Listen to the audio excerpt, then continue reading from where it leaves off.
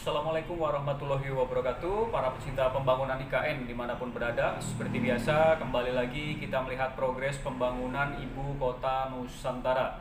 Kali ini saya kembali ke channel YouTube-nya Titik Nol Nusantara. Ada video dengan judul IKN tampil beda, pembangunan sudah rampung, sudah terisi alat-alat. ASN segera berkantor di IKN. Wah, seru nih sepertinya. Seperti apakah kabar beritanya? Langsung saja kita ikutin videonya.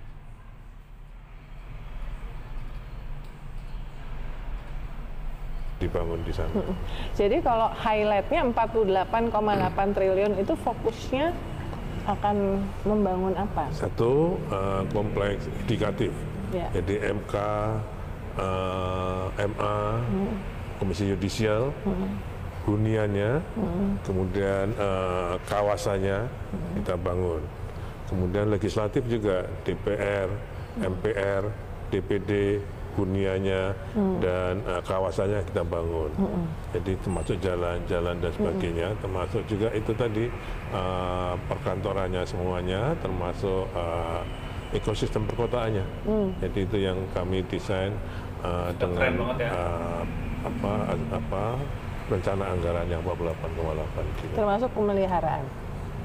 Karena kan kalau bangunan nggak ditempatin biasanya malah agak bahaya. Sekarang ini fase satunya, tahap satu yang dibangun pada tahun 2022 sampai 2024 yang dikerjakan oleh Kementerian PUPR berupa istana, kantor presiden, 4 Kemenko, berarti 16 tower, kemudian nanti 47 apartemen, 36 rumah tapak menteri, dan juga kawasan lainnya, jalan kawasan sekitar berapa kilometer, kalau tol itu 58, jalan kawasan cukup panjang, itu sudah akan diserahkan pada IKN untuk dipelihara.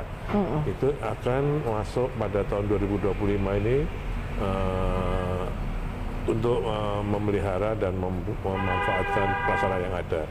Jadi anggaran 2025 kami dari 48 tadi yang sudah ada di DIPA kami ada 6,3 awal ya Bu, sebelum impres. Sebelum impres.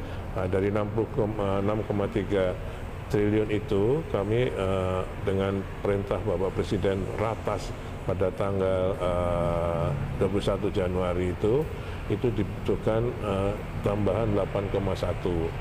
Karena kan kita hitung kalau ini nanti DIPA-nya baru efektif Februari Maret, jadi kan penyerapannya pasti tidak semua. Jadi kita hitung hanya butuh 8,1, sehingga 6,3 tambah 8,1. Namun dengan impres itu kan kita juga kena pemangkasan, tapi pada kemarin pada tanggal 3 Februari beliau sudah memerintahkan Bapak Mensesnek untuk menyesuaikan itu. Jadi terakhir ketemu sama Presiden kapan? Tanggal 3 Februari. Tanggal 3 Februari ini ya? Iya. Pak Basuki. Waktu itu merevisi sedikit desain untuk legislatif, untuk yang gedung rapat paripurnanya. Dibikin lebih grande, lebih berwibawa, sesuai dengan arahan Bapak Presiden. Karena Pak Basuki ini kan terlibat sejak sebelumnya ya, pemerintahan sebelumnya sebagai Menteri PUPR dan bahkan terakhir di era Pak Jokowi jadi PLT ya. Banyak masyarakat melihat bahwa Presiden Prabowo karena punya program makan bergizi gratis, food estate yang juga membutuhkan biaya yang besar, tidak menjadikan IKN sebagai prioritas. Merasa nggak seperti itu? Saya ini birokrat. Ya, jadi saya tidak merasakan itu, apalagi beliau sudah memerintahkan selesaikan tahun 2028. Pak Presiden Prabowo jadi sudah memerintahkan timeline saya sekarang ini ada tahun 2025, saya harus menyiapkan apa if ASN mulai pindah. 2025 ASN mulai pindah. Kemudian yang kedua 2028. Apa yang harus saya siapkan untuk menjadi ibu kota politik?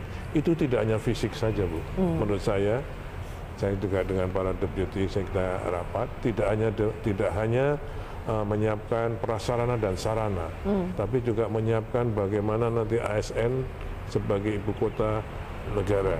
Ya, karena dulu tujuannya membangun IKN ini tidak hanya memindahkan orang atau fisik, tapi juga termasuk cara kerja, teknologinya, budaya. Sehingga itu saya pegang, sehingga kami juga diskusi dengan Pak Andrinov, ya, Pak Aldo Dohal, apa ini yang saya maksudkan dengan itu. Ternyata orang yang lebih berdisiplin, harus taat hukum, ada cepat, birokrasi yang cepat, ya itu yang harus kita mulai. Sustainable juga. Ya, jadi tidak hanya fisiknya, tapi juga termasuk masyarakat. Misalnya masyarakat Sepaku, dia harus kita siapkan apanya. Kami misalnya kalau prasarananya kami merenovasi beberapa sekolah di sana. Kemudian guru-guru juga kita sudah dilakukan training, UMKM kita juga training. Tapi apa cukup itu?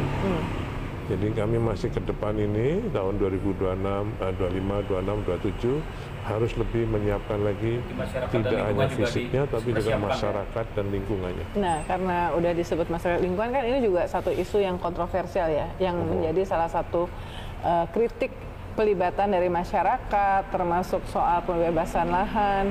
Ketika Agus Yudhoyono baru jadi Menteri ATR BPN, dia ke sana, dia yang dia sampaikan adalah ada 2.000-an hektar lahan yang ternyata masih bermasalah karena masih dimiliki, ternyata sudah ada pemiliknya. Nah, gimana tuh update-nya? Jadi dari 2.800 itu yang kita prioritaskan untuk dibebaskan itu yang terkena jalan, prasarana jalan dan juga pengendalian banjir untuk melindungi masyarakat di sana.